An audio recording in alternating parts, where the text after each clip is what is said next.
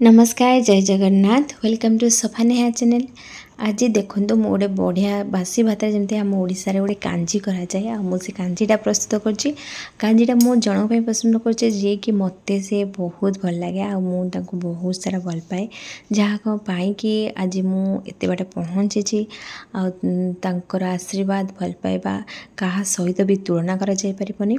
से जहाँ भी हो आमको जी भल पाते आम बहुत सारा भल पाया दरकार बहुत सारा सम्मान दवा दरकार आ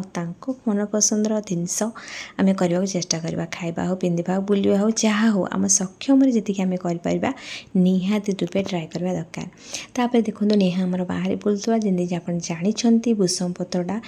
कांजी कि चुंक दे बहुत टेस्ट भल आसी जाए से बारियाडू मो कथा मानिक निहा भूसम पत्र आणिक देदेला। तो भूसम पत्र को मुझे भलसे धोई नेली आ चले टे छुंक देवाई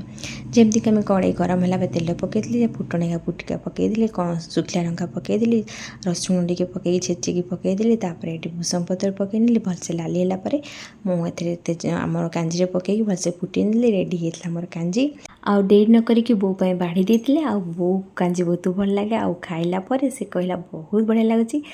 बहुत बढ़िया लगुच कहला मत बहुत सारा खुशी लगे रहुची।